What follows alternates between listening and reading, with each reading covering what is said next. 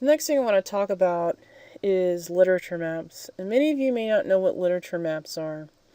And literature maps are basically a way to map out information that you have read out of several books. Let's just say, for example, you're researching some topic and you want to map out all of the readings that you have done to ensure that you have covered that research topic adequately. And creating or literature maps allows you to visually see if you have basically covered all of your areas in an adequate way. So for example, I'm just going to give you a quick example here. Let's just say that your research topic is on stormwater management. And it may not be, but this is just hypothetical. So this is your stormwater management topic. Well, one aspect of stormwater management that's important to your research, we'll just say, for example, might be climatic change. Another aspect of your research might be land use, land coverage, or developmental patterns or developmental change. Another aspect of your research might be, I don't know, vegetative coverage or BMP techniques or whatever. So let's just say, for example, in this scenario, that you have three major areas.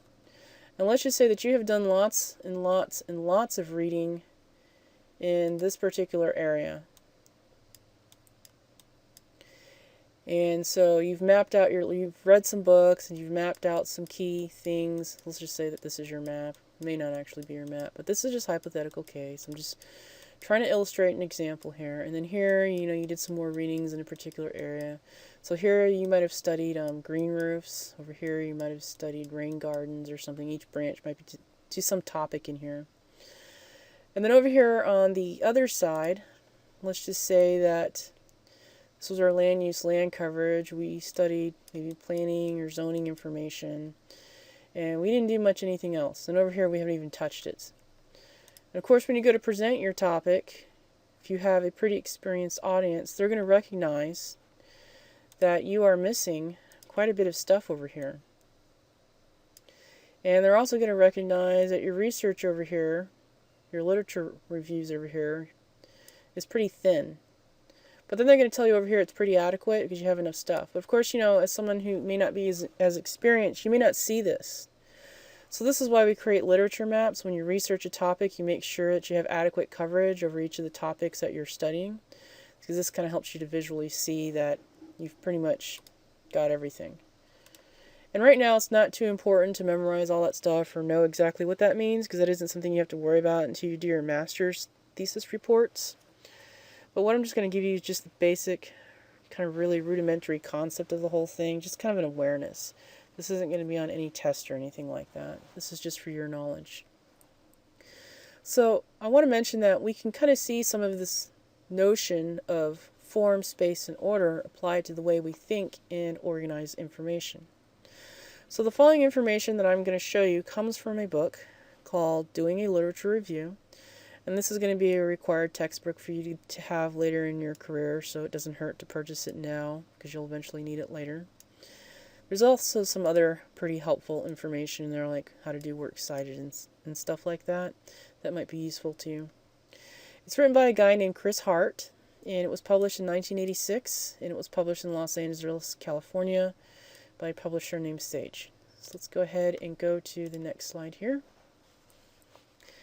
So this type of literature map is called a feature map.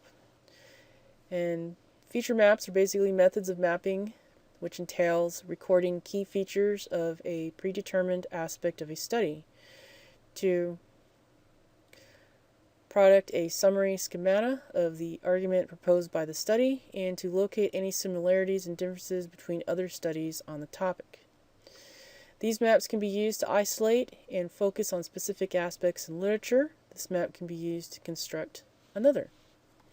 So we can see here we have correspondence created and maintained by advertising, male gaze power, naturalization of the commodification of women, and we can see here, this is actually a pretty good example that you can see what it means for something to be a feature map. So let's go ahead and look at the next example here. Tree construction. So we have several main ideals here going on. What is the role of advertising? How does advertising work? What are these effects of advertising? So where do these questions come from? Well, these could be questions in your research. Like if we look at our previous example, we could say something like, what are the effects of BMP, or how effective are they? How does land use land coverage impact stormwater runoff? And this third one here is, how does climatic change play a role? And these little branches out here may indicate areas that you have to kind of look at or study some more. A tree construction. A subject tree aims to show the different ways in which the major topic has developed sub-themes and related questions. This allows you to identify where, within the concerns of the topic, your research can be placed. Tree construction can also be used to further more detailed analysis. So the next one, we have a content map. So again, we have research interests, characteristics of language, discovery of regularities, identification of, so these are this here, it starts here, it says research interests, and then we have characteristics of language, discoveries of regularities, identification of elements and their linkages, and then we have, of course, more that go out somewhere else. So this is just part of a literature map, just to get you the general idea of what a content map is all about. All areas of knowledge are composed of a content that is structured according to some form of classification theme. A common arrangement is top to bottom structure. Content maps shows what the researcher has selected as the important element of a topic and the criteria they have used to organize their materials.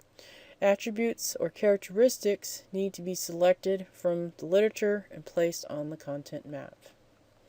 So we see discerning patterns as culture here. So it's kind of interesting. Some people prefer to do it this way.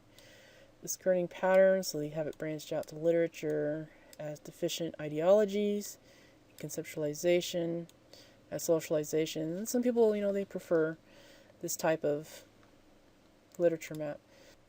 So let's take a look at the next one here.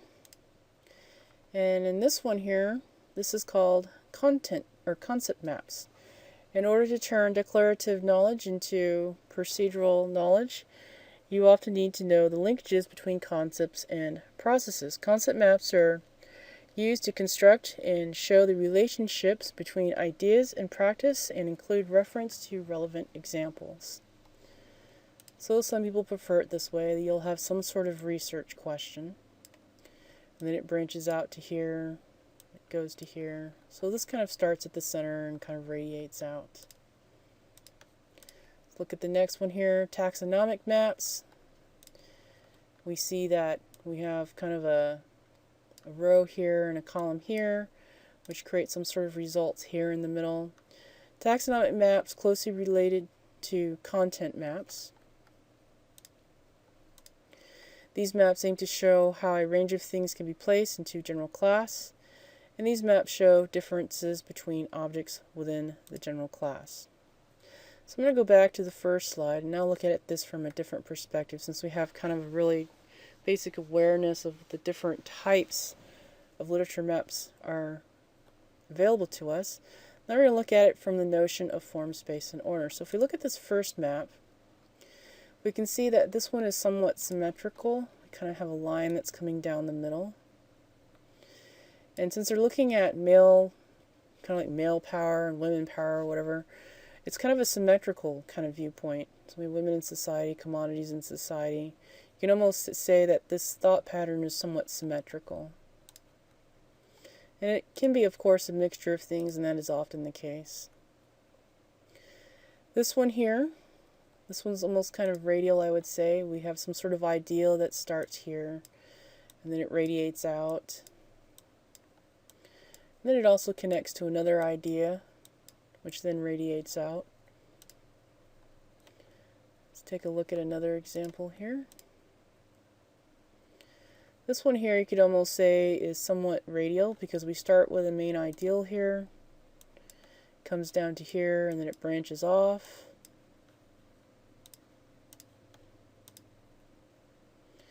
And this one is kind of a combination of central and radial.